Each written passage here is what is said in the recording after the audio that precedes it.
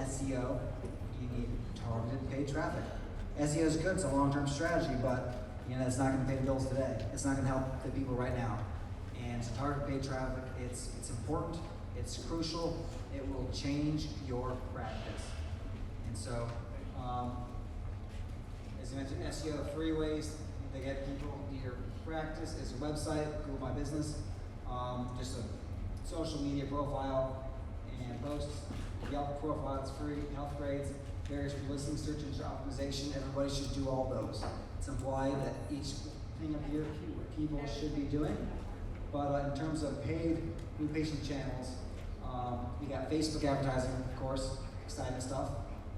Search engine marketing, which is exciting. That's like advertising on Google. We got YouTube advertising, which is also owned by Google. Banner advertising. There's a lot of different networks that advertise banners. The largest network is the Google Display Network, so also Google. But there's other networks as well, like Traffic Fuel is a network that similar to Google. It's like 90% of what Google covers. They have placements. Yelp advertising. I don't recommend Yelp advertising. I said it earlier. I'm going to say it again. And then paid, I said search engine optimization because you got to pay somebody to do all that work unless you want to do the work yourself. But we're going to go back to Yelp real quick. Who here has invested in Yelp ads? Raise your hand. Who here has lost money with Yelp ads? Raise your hand. Yep. Why is that, Brian? Why? Like, why is Yelp so bad? So, here's why I don't believe in Yelp ads. And this is coming from the perspective of Yelp actually reached out to me and they're like, hey, we want to make you like a Yelp vendor, your official Yelp channel partner, you can put this Yelp badge on. Like literally they reached out to me when they first launched that program and they even said this was unprecedented because Google isn't going to pay me on the ad spend. So anything you pay Google is Google's money. Anything you pay Facebook is Facebook's money. But in Yelp's program, anything you pay Yelp, I get some of that. I don't want any of that because my goal is to make you guys money. And even if I'm making money off the Yelp ad spend, I know that you guys are probably not going to make nearly as much money as if you put it in Google or even better yet, Facebook. And the reason why Yelp is not a good method to advertise is, in my opinion, is because it's not very trackable.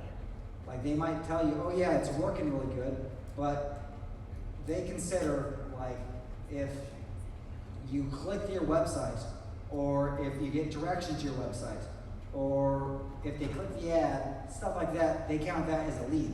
And say, hey look, we're getting you like 50 leads. I'm sorry, if someone clicks to my website, that's not a lead. If someone gets directions to my website, that's not a lead. A lead is a name, number, and email with somebody with a problem contacting me. And because of that, they're kind of deceptive in terms of how they say, okay, here's how you get different leads, here's what you're getting. It's not true. And so they might tell you, it's working really good, but they can't even tell you, you can't even track what it costs per lead. They don't have the tracking mechanism in place. So like with Facebook and Google, you can know exactly how much it costs to get a name, number, and email. And that is very, very important. Because if you know what it costs to get a name, number, and email with somebody with a specific condition that you're targeting, you know how to reverse engineer growth. Does that make sense? For example, if you're running an ad campaign and you know that you can get leads for $15, and you know that for every 2 leads that you get, one's going to come in the office. And for every 2 that come in the office, one's going to sign up for care. You know that for every 4 leads, you get a patient. Does that make sense? So, if your cost per lead is $15 and 4 leads equals a patient, that means that if you pay $60 on a network such as Facebook or a search engine, $60 equals 1 patient. And if your care plans cost $2,000, that's $60 equals $2,000. $60 equals $2,000. $60 equals $2,000. I don't know about you, but I'm gonna do that trade every day. Or even I know you guys are running a very aggressive campaign on Google search for personal injury. I know a lot of times chiropractors that come to me and say, hey Brian, I want you to grow my personal injury practice. And I said, sure, we can help you with that. The strategy is we're going to run our money on Google and because personal injury, you're competing with attorneys. The most expensive bid on keyword on the planet is personal injury. And every chiropractor wants personal injury. The problem is, attorneys make a lot more than chiropractors for that, and it's the most dysfunctional keyword when it comes to bidding on keywords. Because normally, here's how you run a correct ad campaign on Google search. You run a campaign, and you look at the results, and based upon your budget, say for example, you run a campaign with a bunch of different keywords, and you look at the results and say, okay, these keywords result in getting me leads, and these keywords did not. And the ones that didn't get leads that people clicked, the next month you wouldn't run ads to those keywords. And then you look at it again and say, okay, month 2, these keywords got me leads, and these keywords didn't. So what you would do is you would take those keywords that didn't out in the 3rd month, or however often you're doing optimization. It might be a week. It's based upon money spent. You keep optimizing, so you're honing in only on keywords that are the most profitable keywords. And so it's a process. You really have to spend money, and really you have to waste money to find out what works with Google search. And so the more you waste, the better, because by wasting it, you're knowing what not to spend on in the future. Does that make sense? Google search? And so when it comes to personal injury, it's totally dysfunctional, because attorneys many times do not manage their ad budget. So they don't do that process. Instead, their mindset is any single thing that says car wreck, or any single thing that says, worker injury, regardless of what's included with that, we want the click. Period. And on top of that, not only do we want the click, we don't care what we pay for it. Can you see how that could make it very dysfunctional? Whereas, the logic says, okay, we only want to pay for, cheaper clicks that maximize our budget. We want to maximize only investing in what's making us the most money and really honing in. Whereas with personal injury attorneys, because they might make $1 million, they're like, we'll spend $50 a click, we'll spend $100 a click. We don't care if it's, my best friend, wrecked, the house last night. They'll take that click because they had wrecked in there, and they're paying for it. Where the logical person would say that, and they'd say, okay, we don't want to target my best friend wrecked the house last night, next month or next week. And so that's why it's the most expensive. But it's important to understand that you can win as a chiropractor. You just got to be willing to invest in it. And so, are you willing to share a little bit about what you guys are doing? Because I know you guys are crushing it. I think it's important not to hear from me, but to hear from you guys, because you guys have a very, very, very successful PI practice. And so, you want to share a little bit about what you shared with me when you were hanging out in Utah? Yeah, it's exactly that. First 2 months. You can come up if you want to. You don't have to though.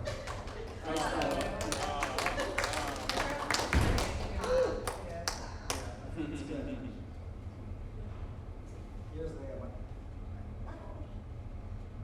Yeah, it's exactly what you're talking about. The first couple of months, there were a lot of throwaway words, and we learned like TBI is that's not a keyword you want to spend money on, at least not in our region.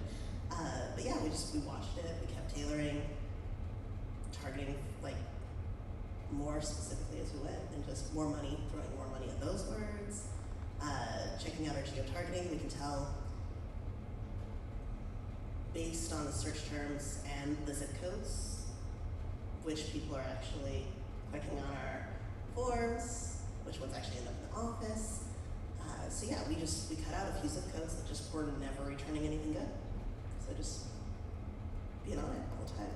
Yeah, and I know that I asked you what your budget was for AdWords, and you don't have to say specific numbers, but I know you were spending a lot of money, and you're like, well, of course I'll spend that because we're making this. It's a no-brainer, and I think that it's important for them to hear that concept. Yeah. That's the boss over there. She's the owner. And this is the marketing guru. She's got my American Express card though. Well, yeah, we monitor it, and we're not afraid to spend $25, $30 a click, because those clicks do equal someone who's going to come in with a PI PI case. And our PI cases are about 12 grand. Yeah, so $25, $50 for 12 grand? Yeah. No brainer. How do you make a chiropractic case for program and get the lawyer? That's a I mean, that's bigger. Yeah, because Whiplash certified. You should talk to him right there. That's Dr. Jay Shetland. He has the Whiplash group. He has a whole conference on that. Because I get ripped off all the time. Oh, that's okay. I only send it to attorneys that will pay me in, and I only take leads from attorneys that will pay me in. The law doesn't say I have to hold your balance. So I won't, unless you go to court. But also tip it minimum 10,000 in the state, so that's also awesome. So what is your AdWords budget then? Well, we don't necessarily even cap it. Why would we? We want those to continue rolling in. Why would we ever say, oh, we just spent $400 on ads. Why would we do that? Yeah. No, we'll spend as many dollars as we'll continue to pay for those clicks. There's no cap on that, because that's still gonna equal more money. Each click equals more money. Yeah. So what's the most you've spent in a month you feel on AdWords? Pretty close to $1,000. Okay. Yeah. It seems scary. It seems scary if you're paying $50 a click. That's it for PI? Because is that the most you guys have done? I think you gave me a bigger number. Oh, well, and for the ad spend, probably 1,200. I know that, like, for example, ad spend for PI, I'd say $5,000 or more, people should spend that, or more for PI, because it's $50 a click. That's one. $1,000 is just, you need to do more than that, because if you spend $5,000 in PI, it's $5,000 worth of people that are actually interested, and it makes you $100,000 is a no-brainer. I think you said something that was really good. That was, you're like, hey, we'll spend $20,000 because we're gonna make $400,000. Yeah. You don't care if you don't have a cap on it. We'll spend $20,000 because sure, you might be thinking, oh my gosh, $20,000, but you realize $20,000 for $400,000, $20,000 for $400,000. I'm gonna do that trade any day. When it comes to stuff like search ads, for example, you know exactly how much it costs for a name, number, and email. They're calling your office. It's gonna be more expensive than Facebook, but that's an avenue. It's very practical. It works. If you want PI, you're competing against attorneys, but like if you spend like $5,000, you're prepared to spend like $5,000 or more in ad spend, but you're buying what you want, and then you got those relationships. You can kind of divvy them out to different attorneys in town, and then get them to refer back to you. Absolutely. There's definitely some strategy with the PI, because I remember typing in Whiplash and me not coming up until I was like 4 down or 5 down, and so I reached right out and I'm like, what the hell? And he's like, oh God, we don't pay for Whiplash. We don't pay for that word. No way. There's no, I mean, so having a really a good strategy with somebody who knows what they're doing makes all the difference, because you don't want to spend, you can get to the same clicking for $25 versus 500. Exactly. It makes a huge difference, and so you have to have somebody like you that knows what's up. And that's why the importance of managing it, or a lot of attorneys, they don't manage it. And it's like, oh yeah, we'll take the 525, we don't care, because even the 500 click, we make, $100,000. Yeah. Chiropractors can't compete with that. And so it's important that AdWords works really good.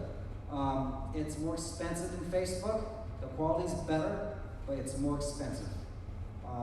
But direct results. And our AdWords, the guy who's in charge of our AdWords team, he is a stud. So I actually got him from another agency that I used to work with, and he was their operations director. And he built out the entire AdWords division for this other agency that has 40 employees in-house. And he built out the entire team and trained them all. And it's funny, our AdWords guy, he said that, he helped develop, I don't know if you guys are familiar with Google, and you're familiar with the Google Premier Partner Program. That means you're spending a certain amount of money a month with Google and you're very, very qualified. He said that he helped Google develop that program. He said because everybody was a Google partner, but how do you differentiate yourself from a Google partner and a premium partner? And he's like, there has to be a way to differentiate. And so he worked with Google to help develop that program, and he said that Google actually calls him sometimes and asks him for advice. Because like they've been so invested that like Google's calling him and asking him for help because they're managing accounts as well. And so that's our AdWords guy that oversees this stuff. And so if you guys go down the AdWords route, you need to have someone that's monitoring, that's managing it. It's not just unmanaged, because if you don't do it properly, you can easily waste a lot of money really, really fast. But if you do it right, it's going to be like laser focused and directly trackable to your ROI. And so that's a little bit about search. A lot of stuff goes into optimizing. It's a lot of work, but it works really good. Now let's talk about Facebook. Facebook's awesome. It's the cheapest place you can get leads right now online is Facebook and Instagram. If there was a cheaper place, I would go there, but there's not that I'm aware of. Maybe down the road there's going to be a new platform that comes out. I am chiropracticadvertising.com, so eventually, when that comes out, we're still going to be around and we're going to utilize that platform to help you guys. But right now, Facebook's the best. Banner advertising, we talked about that. Banner ads are like you've been to a website, you see the banners on the site. You can advertise your practice. Utilizing that works good. One way to utilize banner advertising is something called remarketing. I'm going to be talking about remarketing later on today. Yelp advertising. Don't pay for paid Yelp ads. I don't think you should. It allows you to advertise above other people's profiles though. And so if you do want to advertise on Yelp, you can. I don't think it's the best bang for the buck, but what Yelp advertising allows you to do is allows you to show your ads above your competitors' ads. And so don't get me wrong, you can make money off of Yelp. You can make money off of advertising on Yelp. And so if you want to diversify what you're doing, you can do search ads, you can do Facebook ads, you can do Yelp ads. I'm not a fan, but don't put the majority of your budget there if you go that route. One thing I do recommend people do though is get a Yelp premium profile. Is anyone here familiar with a Yelp premium profile? Do you know what that means? Does anyone here have a Yelp account? Raise your hand. Maybe you have one, you don't know about it. A Yelp premium profile, here's why you should do that. It's not very much money a month.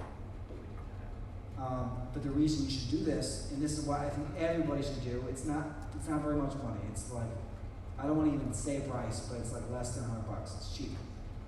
It's going to remove ads of your competitors on your Yelp page. Because say, what if someone goes on there and they leave like a bad review and it's not even true about your practice? I know that happens. Has anyone ever had a bad review that wasn't true? Yep, we've all had it. Like it's not even a patient. You're not even a patient when saying that. Saying something that's not true. Yeah. It's exactly. It's crazy. But so what do? I'll address that in a moment. But say someone goes on there and leaves some bad reviews on there, right? And then someone's looking at your site, your Yelp page, and then they're saying, oh, this guy got like a 3-star review, right? Like underneath the thing it says, 2 aisles review is Dr. Johnson. He has 5-star review. There's a click to go to Dr. Johnson's site. They're probably going to click and go to Dr. Johnson's site and not you. And that's why by having the premium profile, it removes those ads. It also gives you a slideshow. So I don't get paid by Yelp. I said like Yelp, but I want to at least share that because I think that is something that all doctors should do. While we're on the topic of Yelp, so those who've gotten bad reviews from Yelp, what did you guys do about it? I want feedback. I want to hear what you guys did. Got an injunction against Yelp. Okay, and That was fun. what happened? I just graduated, got it taken down, but I got a good friend of mine was a lawyer, drafted an injunction against Yelp because I proved that the person wasn't a patient. It was actually a business associate's mom that was bombarding our page from every email address she could create, and we got them to stop with cease and desist. So it worked. How long did that take? About 6 months. Not everybody has an attorney that can do We're that. all chiros, I bet we do. Anybody else that have views of what you do? Anybody? Well, we tested it, so we'll report this review and That never works. Did it? yeah, we tried to pull some down. There's one that for whatever reason they want to keep up. But yeah, we reported that they come from employees and that violates their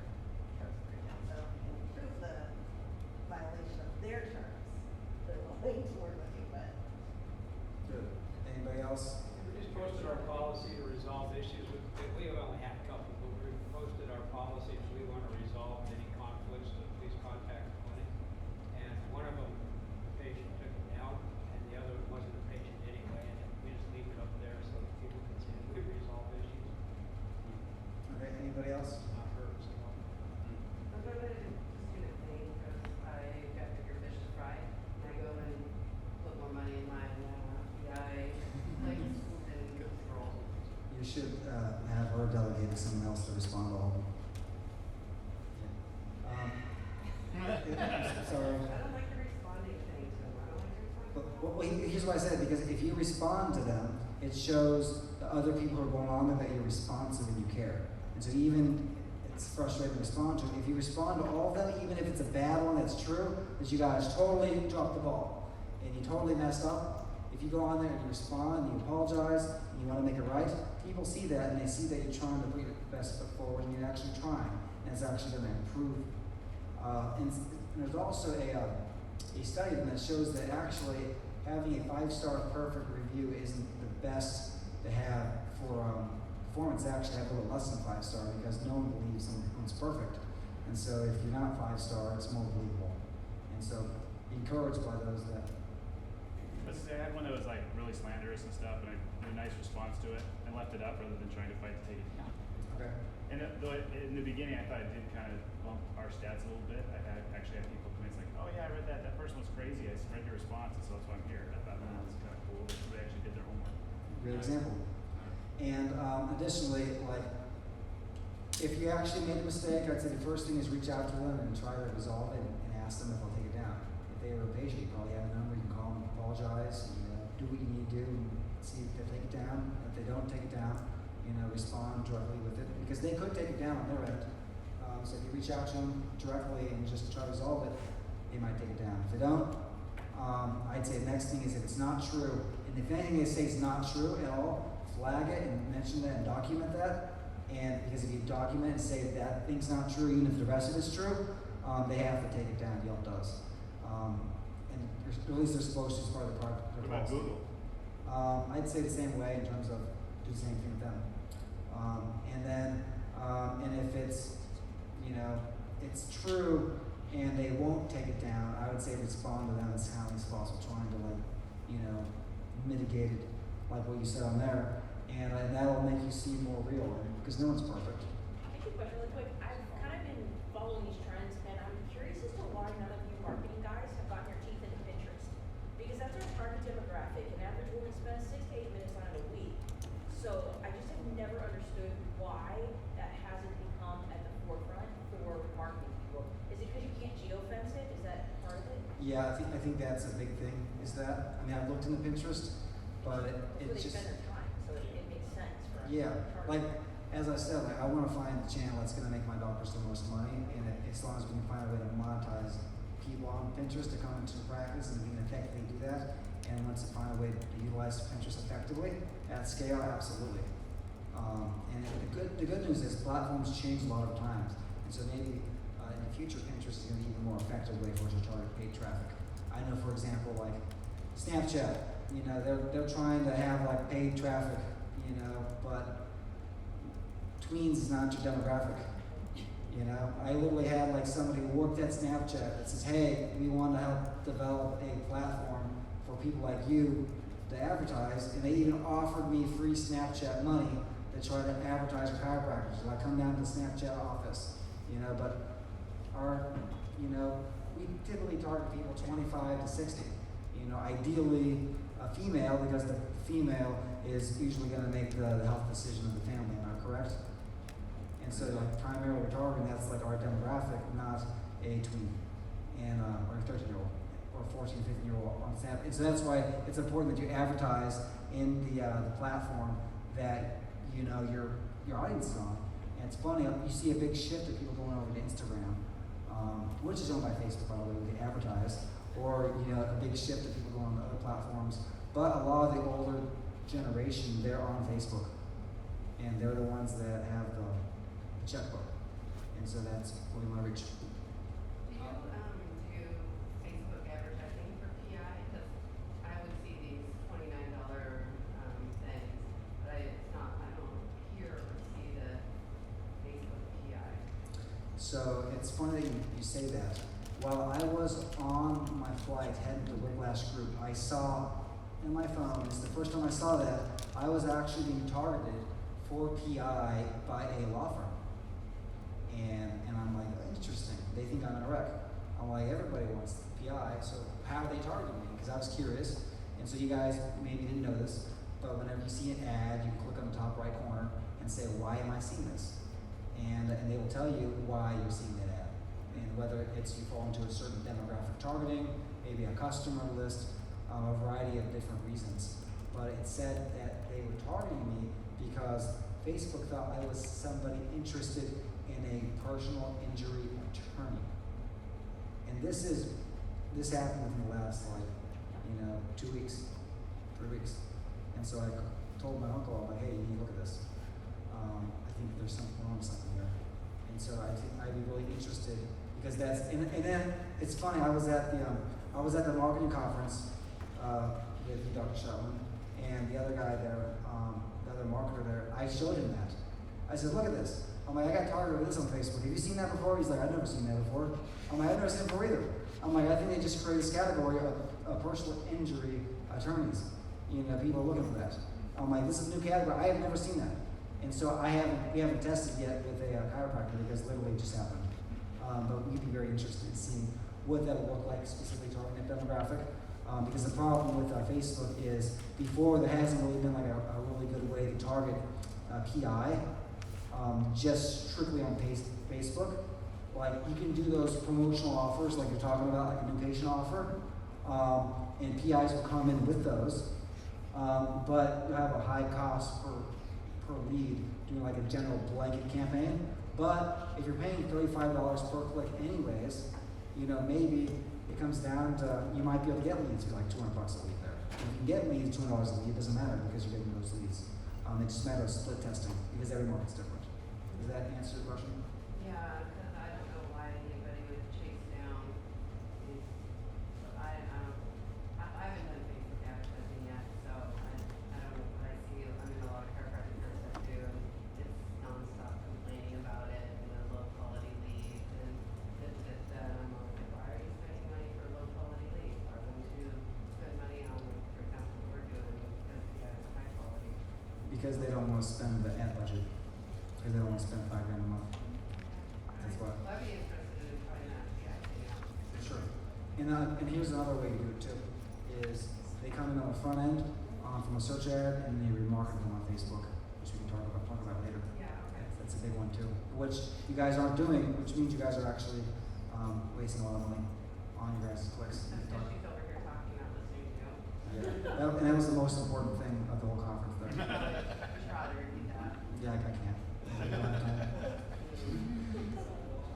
No, retargeting, we'll talk about it for PI, retargeting. So platforms that interest target best are Facebook and Instagram. It's important to own Facebook, understand Facebook. Okay, they know a lot of stuff. There's a super billion-dollar corporation. They know a lot of stuff. Okay. Facebook owns Facebook, of course, but also they own Instagram, WhatsApp, and Oculus. Does anybody know what Oculus is? It's the virtual reality device.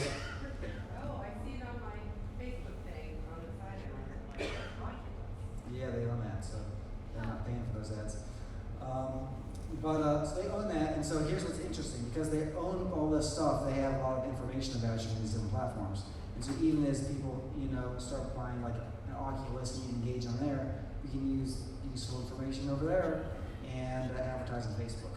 And so Facebook, I'm sure you guys heard the Cambridge Analytica scandal a couple years ago. You guys know what I'm talking about? So after like the election, 2016, and they said, well, it's Facebook, helped, the president win, and he had all this information from Cambridge Analytica and all these audiences. They made it harder for us to target people, but Facebook being Facebook, they're always trying to make it even easier for us to target. But it used to be really creepy. Like, you used to be able to target people that bought pain medicine. Like, I kid you not, Facebook would partner with a, say a credit card company, and say, oh, we see that, or maybe you go to CVS, you get your CVS card, right? You get your discount, and then they take that discount and they sell it to Facebook. Say, okay, Sally buys pain medicine, and then you just go into Facebook and say demographic targeting, or purchase behavior. Someone who buys pain medicine. Okay, so they probably had back pain or some sort of pain, and you target them. Creepy. You used to be able to target people based on their income return, tax statements. You can't do that anymore, by the way, unfortunately. But you can still keep doing it. But they're always trying to find more ways to get more information. For example, that thing popped up that says people are interested in personal injury attorneys. I've never seen that before. They're constantly trying to innovate and try to find how can we find more ways and more angles to find information about people. But in terms of targeting for Facebook, you can target people based on their age. You can target them based upon like their where they're at. If someone lives somewhere, if someone's visiting somewhere, you can target zip codes. You can exclude zip codes. So to say a bunch of people in this zip code probably can't afford care, you can exclude that from a campaign. You can target zip codes. You used to be able to target specifically based on income you make. You can't do that anymore because you what? Yeah, and so that's how they do that now. They do it by carrier route. It says, okay, target top zip codes, medium zip codes, etc. That's how the workaround. But the old way was they partner with outside agencies that actually has information about that. But they constantly keep changing. So they have tons of interest targeting too. So here's some examples, just different interests that you can target. And so there's a lot of different ways and different angles you can target people. And so it's important when it comes to advertising that advertising works. We just got to be creative on how we do it. And we can have the same offer that we use over and over and over again over time. Have the same offer on Facebook, but we just kind of repackage it based upon our ad copy or based on interest targeting or however we want to do it. Here's some more examples of different interests. You can target on Facebook like fitness and wellness, food and drinks, hobbies and activities, shopping and fashion. So for example, you can have an ad campaign that's specifically targeting people who love CrossFit. And if someone has their interest in CrossFit, you can have a CrossFit specific ad and have a testimonial from someone that does CrossFit and be like, I was doing CrossFit. And then I tweet my back. But then I saw, I went in there to Dr. Peterson and it changed my life. And you have to also, because now I can, compete competitively. And thank you so much. Do CrossFit for whatever, say that CrossFit fixes everything. Yeah. I don't do CrossFit, honestly.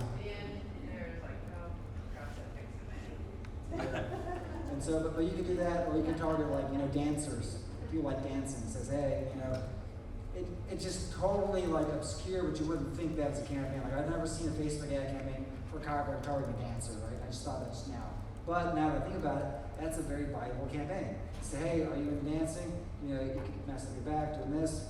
Maybe you should come here for my vacation. And so literally, you can just keep rotating stuff through and giving the same offer to people. And so, people say Facebook ads don't work. True or false? And you say that, they say that. They say that. But is that true? Depends. It depends. So, question. Someone sees your ad, they click your ad, they go to your website, they read your website, they give you their name, number, and email, regardless of what your offer is. Chances are, what does that mean? They're qualified. They have a problem, right? So now we know we should got in front of someone who has a problem. So now we're saying they don't work or they're bad. Well, wait a minute. We know for a fact that this guy has a problem. We're running a sciatica campaign and he opted in, so he probably has sciatica or thinks he has sciatica. That's probably something else. But that's what I think it is because everything's sciatica. But are they qualified? Yes. How are we going to get them in? They say, well, the leads are bad. Well, they're not bad. It's a real person. It's not like there's not bots out there filling in forms.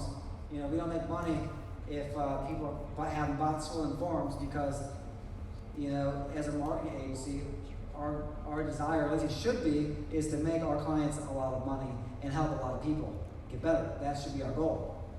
And so we want to get in front of the right people, but also we want to help the doctor follow up with those people. But a problem that maybe if someone's new to Facebook or new to advertising in general is they make an assumption. You know what that assumption is? They assume somebody responding to a paid ad is the equivalent of a personal referral. Can you see how that's a problem?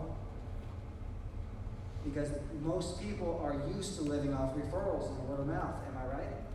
We're used to that, and so we're used to, they come in, we don't have to pre-qualify them. Sally has been a patient for 10 years, and now John, her best friend's coming in. John talked to Sally, John knows Sally goes to your practice, and now he's going in. You don't have to do any selling.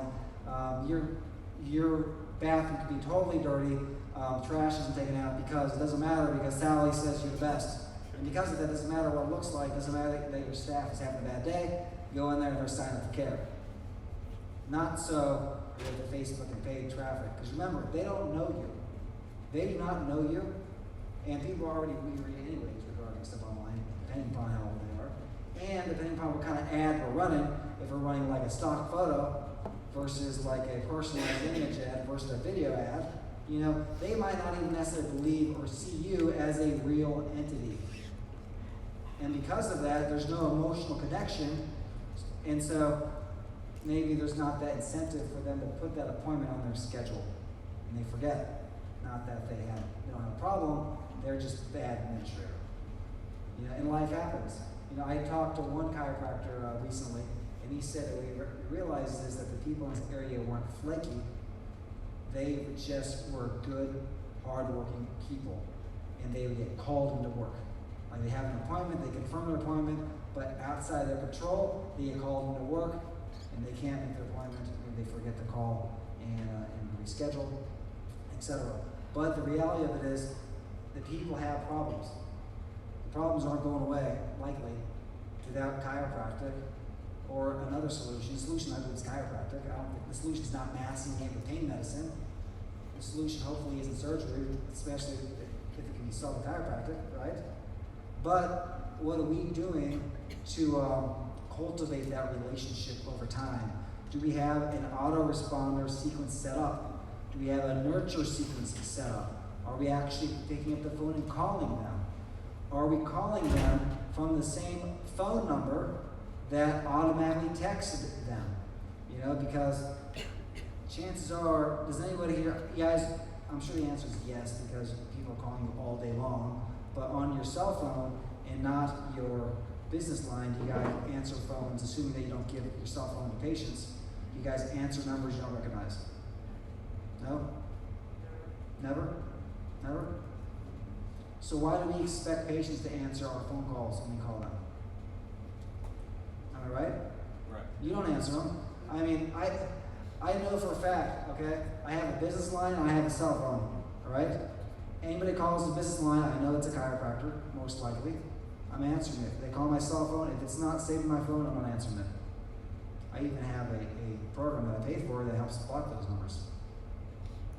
So if you call them, they don't answer, obviously leave a voicemail, but how many of you guys have voicemails that you have not listened to on your phone? You know, I know that I talk to people and they never check their voicemail. And so text. You gotta text people. Say, hey, this is so-and-so from XYZ Chiropractic. I just tried calling, left your voicemail. I saw you just requested our voucher for XYZ.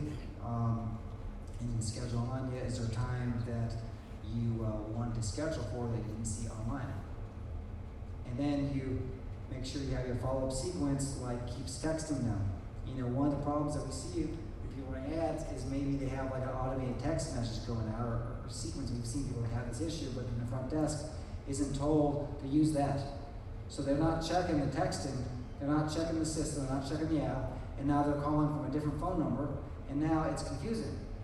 It's like, I signed up for this program, and I'm getting a call from different numbers. Did this website just sell my lead to 10 different doctors? They don't know that. If they didn't, but like they're getting a call from, you know, multiple numbers. Maybe the doctor's trying to call them from his cell phone, and then they're trying to call from the office line, and the text message is going out automatically. And if the chiropractor isn't using our program, My Patient Trip, maybe they have a program that doesn't even allow for two-way texting, and so they're getting like another text message that doesn't even have a responsive way to respond back. And so these are different reasons and different things that stop people from responding or coming in after they sign in. Because I know that, you know, part of the concerns was the lead quality is bad. And so what we want to do is we want to nurture these people over time, and we want to maximize the likelihood of them coming to us over somebody else. It's okay that they don't come into my practice after they opt in. I prefer that they tell me if they're not going to show up, but there's things that you can do to mitigate no-shows. But but I don't want them to go to my competitor once they are ready. Because if they go to my competitor once they are ready, I'm the one that nurtured them, and they go to my competitor, that means that I just paid money to advertise for the guy down the street. And so, those of you who ran Facebook ads, have you ever like launched a campaign and it was like the best thing ever, and then 9 days later it like tanked and stopped working? Is that happening with you guys? Am I the only one? Okay.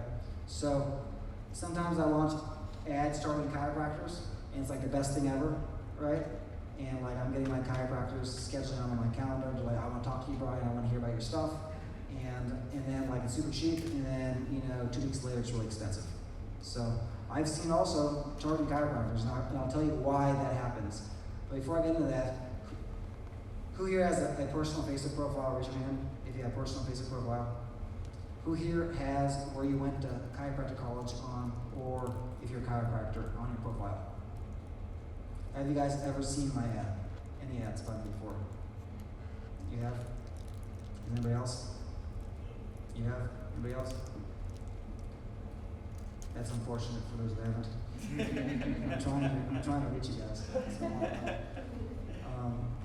I'm trying. So maybe you actually have, you just didn't realize it. I was at the Orange County Cal Chiro a couple days ago because I was the platinum sponsor this month and last month, and somebody there said, they're like, I see a video every other day. I was like, good, it's working.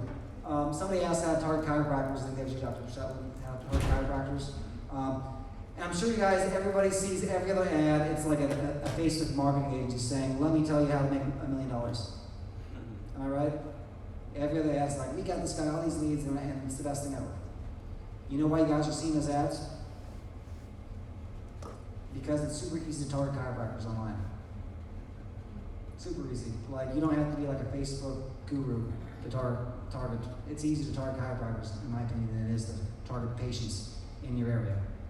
Because just as like a heads up, just so you guys know why you're receiving so many ads, there was a category on Facebook that allows you to target people based upon where they went to school at and based upon their job profession. So it's easy. You just go in there and you click chiropractor, Dr. Chiropractic, chiropractic physician, and then you go to schools and type in Preston Logan University, and you click suggestions, and every other chiropractic school pops up. You just click them all, click United States, bam, you're done. And now you can say whatever you want to any chiropractor wherever.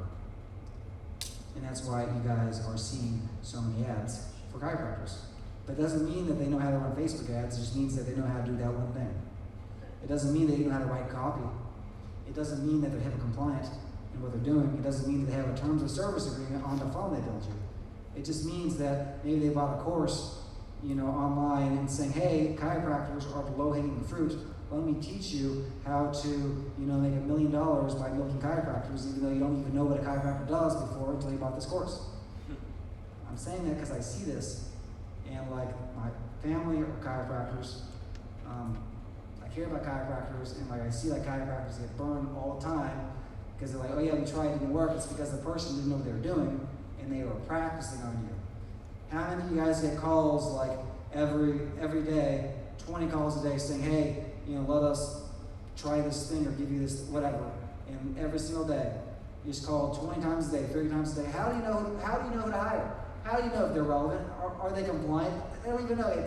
Sometimes it's a kid in their mom's basement just practicing stuff. You know what I mean? It's like, and yet you're gonna trust them with your business. Like if they say something online, okay, that's like not legal, who's liable for that? And chances are those companies, they're not signing a BAA, a business association agreement with you. Okay, they don't even know what a BAA is. They're not concerned with HIPAA compliance. Like, I kid you not, because like, I invest a lot of money in digital marketing strategy. We invest a lot of money in ads. Our AdWords team, our Google team, our Facebook team, but just in strategy alone, I invest a lot of money, and I said I spent more on chiropractic strategy than my 4-year college degree. It's because I want to be the best. Number one, we're going to grow, and we're going to learn our own proprietary strategies based upon our own research, but also we want to see what our competitors are doing, because if our competitors are doing that, what's that mean? It means they're competing with you, with other chiropractors. And I want to know what other chiropractors are doing to compete with my clients, so I can more effectively help you guys be first choice in the community. And so any course on chiropractic strategy, whatever, I buy all that stuff. I'm in multiple mastermind groups, and you'd be surprised the apathy that I see for chiropractors in the industry in terms of just not caring to do it right. Like, for example, I know like health surveys are like a big thing, which I think you should do, which is valuable to help increase the equality.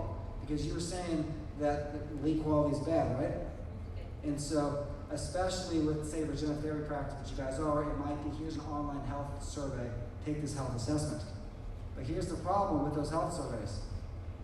Chances are they are using a form that is not HIPAA compliant.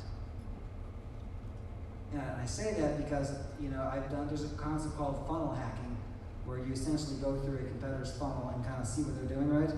And every single time I do that and I see those health assessments, I go through the form, I know the software they're using, I know it's not HIPAA compliant because I haven't used that software because I know that it puts my company and it puts my doctors at risk.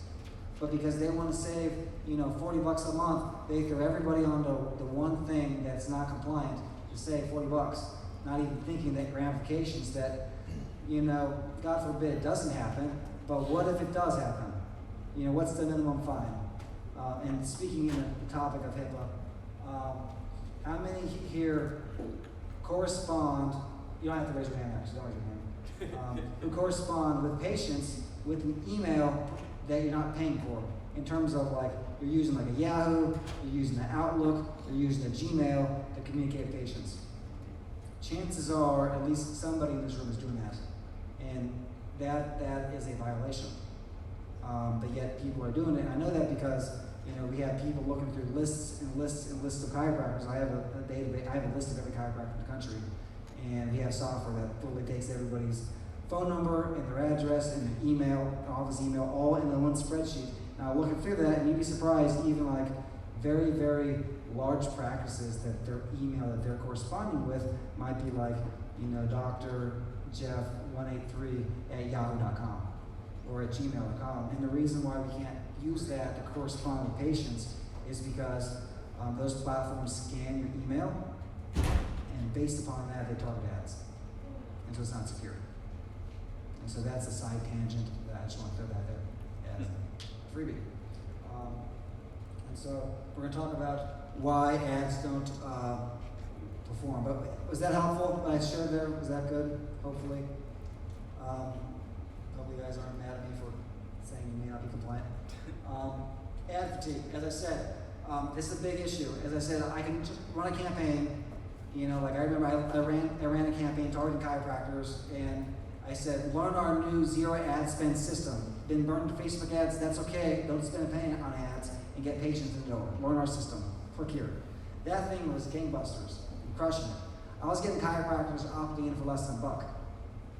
Like literally in a week, I had like over 100 chiropractors reach out to me. Not even the big budget running that ad. But over time, that ad stopped performing. Why did that ad stop performing?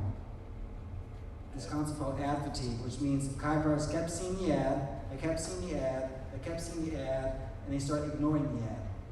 And it doesn't resonate with them anymore.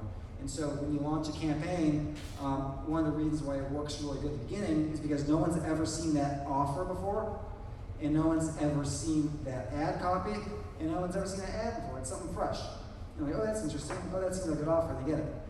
But then after it runs through the entire audience, and people start seeing that ad twice, 3 times, 4 times, 5 times, 6 times, 7 times, 8 times, whatever, your ads start going up. Engagement goes down, cost per click goes up. Does that make sense? And so if a company does not monitor that, I know some companies, their strategy is mass amounts of chiropractors, minimal management, so they're not really looking at it, like let's get as many people in our boat, but we don't really have time to look at the stuff, right? And so it's like set it and forget it. You can't do set it and forget it, because set it and forget it means your costs are going to go up over time, and you're wasting money. And you're paying them to manage it, but really you're paying them to do nothing. So your team that's managing your ads, or if you're doing the ads, you have to be looking at the stuff over time. And so what we do is We every single lead that comes in, I actually get a text message, or not text. I get an email. Every single lead that comes in, I get an email. Every single lead that comes in, my team gets email. We're monitoring this stuff every single day. We're looking at the lead flows. We're looking at the cost per leads. We're looking at the cost per lead versus the budget, so we can maximize the ability to combat ad fatigue. And you might have an ad that runs really, really well, and but also you might have an ad in a market that it's just like whatever you do, it's just really expensive. But we don't just set it and forget it. It's okay. We look at it, we look at the cost, and we create another campaign. We look at the cost, create another ad campaign. Look at the cost, because you can make any single campaign successful. Period. I was telling this to our operations director Nate. I don't care how many chiropractors are there in the city. I don't care how many people run Facebook ads. You can make any single campaign successful if you put the time in. If you write the ad copy, you craft the offers, and you look at the number, and you switch it up, and you write the ad copy, and you switch it up, and you write the ad copy, and you switch it up.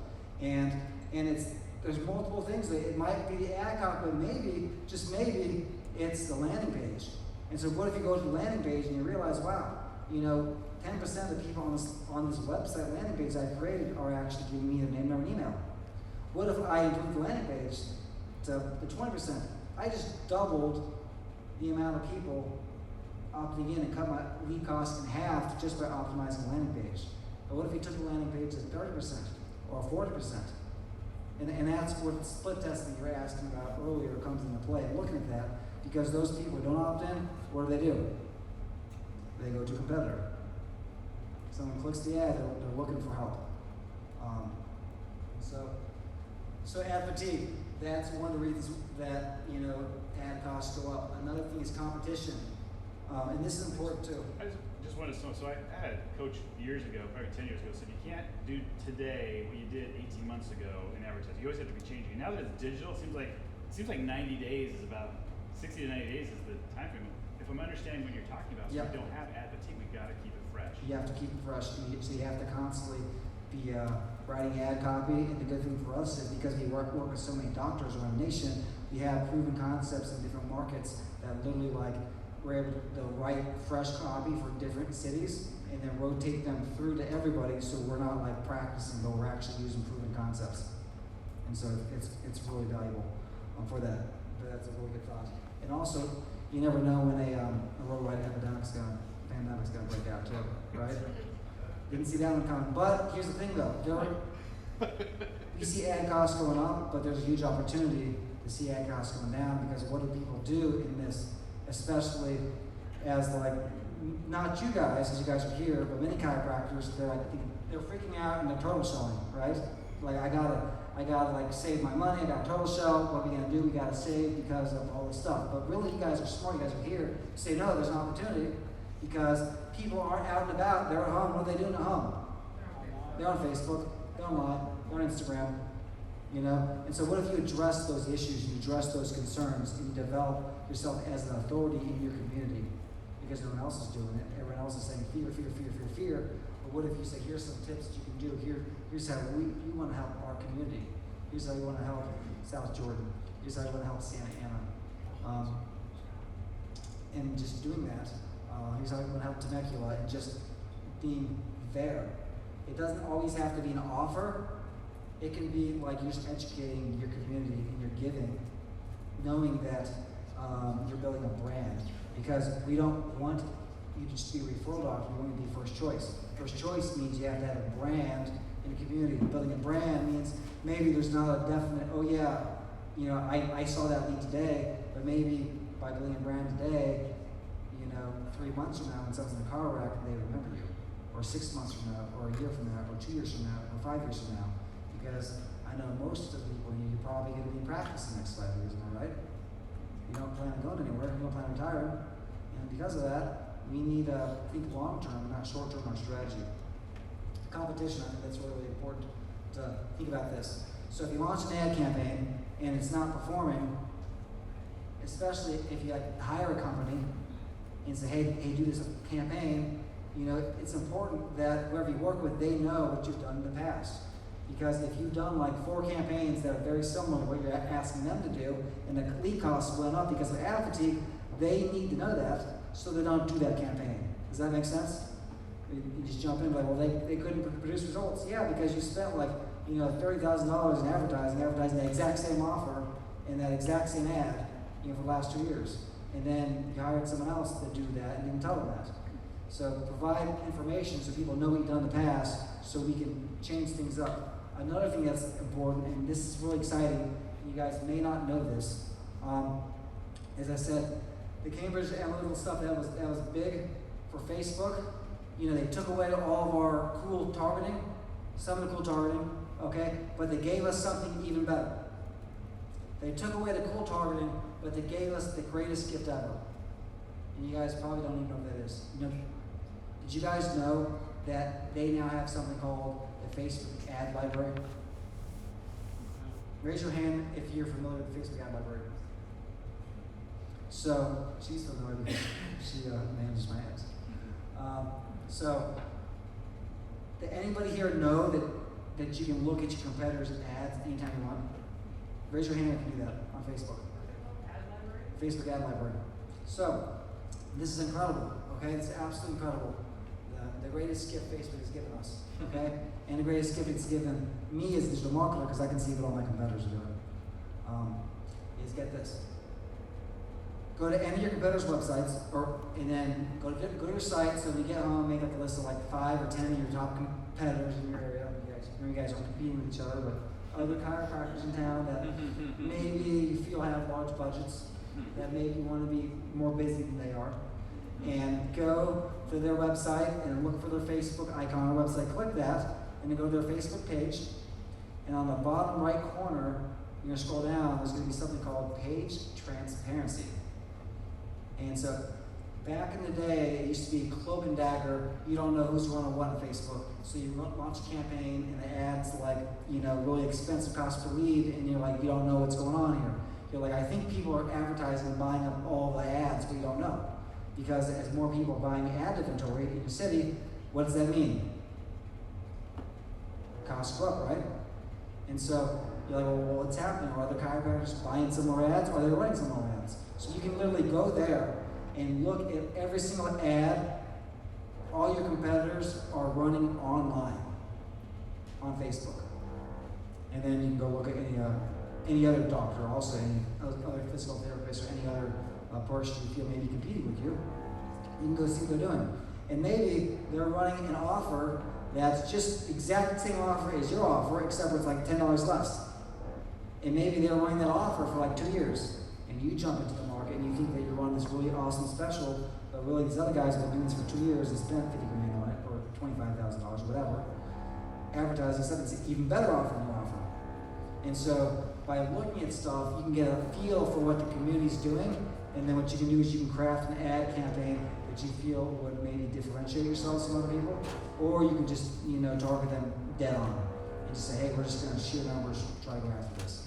But I think it's important to look at that, and I do it in such a way that I set up that I actually have like all my main competitors, because I want to more effectively help chiropractors than other people can help chiropractors, because I care most about my doctors. Every single time someone launches an ad, target you guys on Facebook that you guys have seen, for the main people who you guys see ads from, I get a text message with that, and I get an email with that, and it uploads into our project management stuff. So every single time an ad launches, bam, I get a text message, and I can look at it. Even this morning, I was driving, I got a text message. It's like, no competitor ad update. Because I want to know what people are doing. What about boosted posts? Because nothing, so I'm looking at my competitor's website right now, or not website, page, my spot, and change after everything, but they have like, and then I get, there are no district criteria, but I know who was. I kept seeing him on the side of my page. He was, but he's not active, because boosted post, it's like a short burst in a short time frame. And speaking of boosted post, that reminds me. Never boosted post. It's like you paid me to be here. Yeah. And so. So do you think he boosted all these posts? And did, Yeah. Okay. Yep. I So think is there any way to see any of his posts? if they're active. if they're spending enough money online, then you can see like their old stuff that they ran. But because it's a boosting post, that means they probably saw the button that says, boost this post for $5. And they click it and they think they're like a Facebook marketing all-star. They're like, I tried Facebook, I boosted the post, it didn't work. No, why I never put the post. Okay, so here's why you don't boost a post. Who here has boosted a post before? Raise your hand. Who here has made money from a boosted post? How do you know? Exactly. How do you know, right?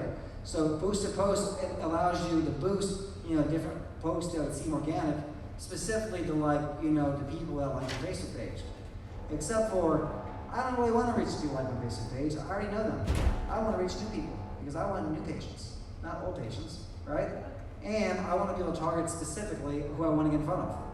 And I want to have like a specific call to action and have like cool buttons on the bottom and headlines and do other cool features that you can't do with a boosted post. So a boosted post is like just randomly throwing something out there to people who like your Facebook page without even like a direct call to action, without even really being able to target stuff, right? Whereas what you really want to do is, and what we excel at is we'll actually create everything inside Facebook's ad manager. Is everybody familiar with Facebook's ad manager? And so it's what the specialists use, the hyper-focused and managed ads, and then for like the layman, Facebook's trying to get money from doctors that know they're not going to hire anybody to run their ads. And so they're like, here, give us money to boost posts because we want to make some money from you, even though it's going to be a waste of your money. For the most part, I've never heard of anybody that's making money from that. Don't boost posts. You want to build everything in the ad library. Even if you're going to use the exact same budget as a boosted post and not invest very much money, you need to target them because you want to be able to say who you're targeting, the zip code you're targeting, and the radius. Have a direct call to action option for carousel ad versus a image ad versus video ad. Video is really big, by the way. I know that back in the day, Dr. Shetland, you were saying that things constantly change. That's absolutely right, because I remember that back in the day, whenever you ran Facebook ads online, you would only target news feeds. You wouldn't want to target anything else. But Facebook has improved their platform so much that now you want to open up and target more than just the news feed, but you want to target all the different options, and they've invested a lot in different audience networks. So now you can even advertise Facebook off Facebook at times, and there's even inside apps and stuff. Back to my what I was saying earlier, burn through the audience. That's kind of like ad fatigue, where like if you have a very, very large budget and you run it really, really quick, you're going to burn through the audience so they keep seeing your ads, so you're going to fatigue them. But also, here's the issue with that as well. Okay, if we know that we can run an ad campaign and we can get you leads for really inexpensive, I think an average price per lead, maybe $10, $15, give or take, depending upon the offer in the market. But if it's $20 or it's $5, it's okay. As long as you're making money from it. But if, say, you burn through your audience and you get like 100 leads really quick, but then you don't follow up with those leads, you're wasting money. And then they're going to go to a competitor. Worse, if maybe if you know you're not going to follow up, maybe you invest a smaller budget to get more manageable amount of leads, and then as you do that, slowly work up your budget to get more leads as you can actually handle that. Does that make sense? And quality ranking means what does Facebook feel people's engagement is with your ad? Are people actually engaging with your ad? Because if you launch an ad really quick and like the first person who sees it signs up, and the second person who sees it signs up, Facebook says, oh, this is a really good ad. People are engaging with it, and Facebook will actually decrease your prices because of that. And that's why you can have like 10 ads going on in the same city for the same offer, but because somebody in this ad opted in quickly, and this ad over here didn't opt in quickly, this one is cheaper than that one. And so we split test that stuff to try to, get the quality ranking to be good. And so I'm going to talk now about the delivery options of Facebook real quick. So has anyone ever seen this screen before? This is the delivery options currently for Facebook. This changes over time, okay? So, and that noise that's happening in the background, that's construction that's happening by the venue, which didn't inform me they were doing construction until after we signed the contract like 2 weeks before our event. And so, yeah, so that's what that is. And I try my best to make sure that they do that minimally or not at all. Which, they're like, you can't hear it, but you can obviously hear it. So my apologies. Well, on the bright side is we're all having prime rib for lunch because of that. All right. Is one of the things that I negotiate for us. So I'll take the prime rib and you guys can hear that. You guys are okay with that? Yeah. But here's some delivery options. As you can see, there's a lot of stuff on here. 1, 2, 3, 4, 5, 6, 7, 8, 9, 10, 11 different delivery options. Okay? They each have their different rules and regulations and methods of delivery that you have to work with to determine your cost per lead. And so that's why you can have someone that's like, I tried Facebook ads and it didn't work. I tried Facebook ads and I boosted posts, it didn't work. I tried Facebook ads and I hired 5 people, it didn't work. Well, there's a ton of different ways you can do it. And so just because it didn't work doesn't mean that you didn't do it right. And so just a little bit of teaching here.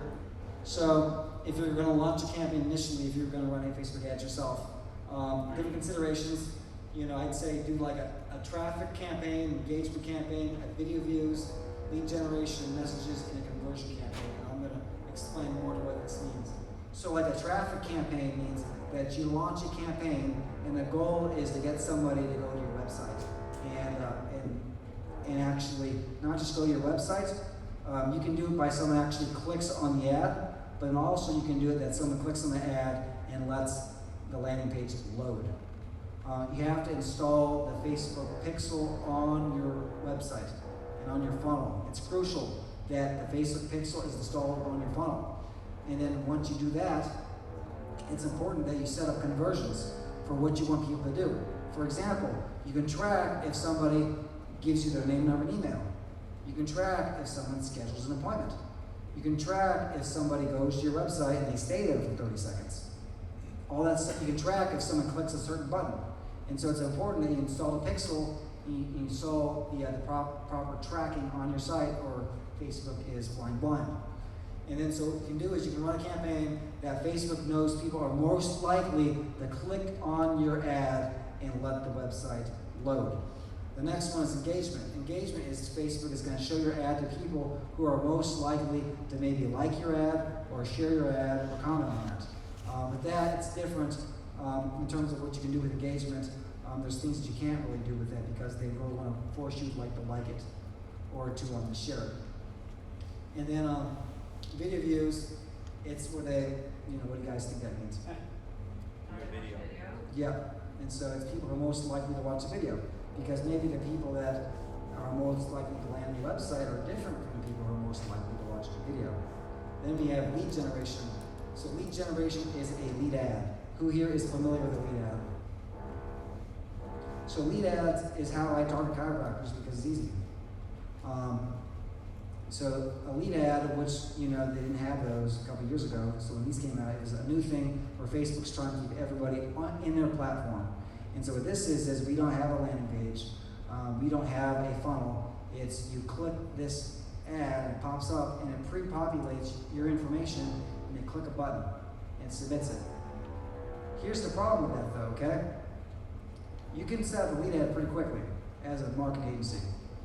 So you can say, hey, let me run ads for you, let me run Facebook ads for you, I'm going to charge you not very much money, and we're going to get you leads.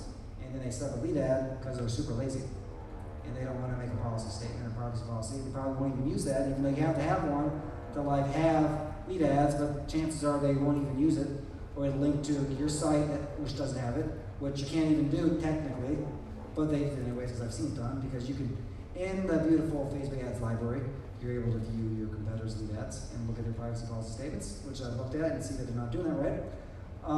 But you can do that, you can set it up relatively quickly, but the issue is the quality isn't as good.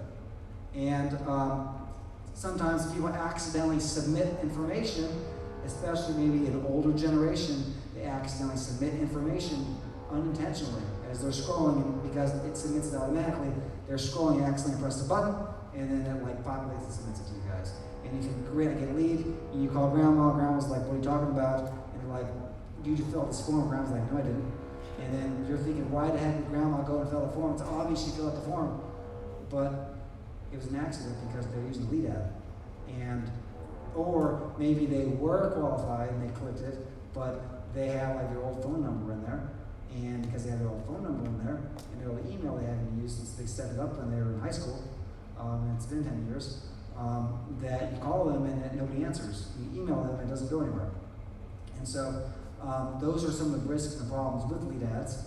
And so, but I've seen that done where like, you know, you literally can do a lead ad, set it up, run it, but if you don't like have the proper back-end stuff in place, chances are you're gonna have problems getting those people to convert at scale.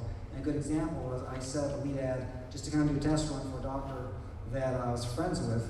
And I said, hey, we're just going to set this up because we just want to do this test here. So we set up this lead ad. We got over 100 leads. We didn't have any autoresponders in the back end of this. Okay, his cost per lead. Okay, see what you're saying. His cost per lead was less than $5, like $3 a lead, $2 like sciatica leads. I'm like, he's crushing it, right? He's like, I couldn't make any money.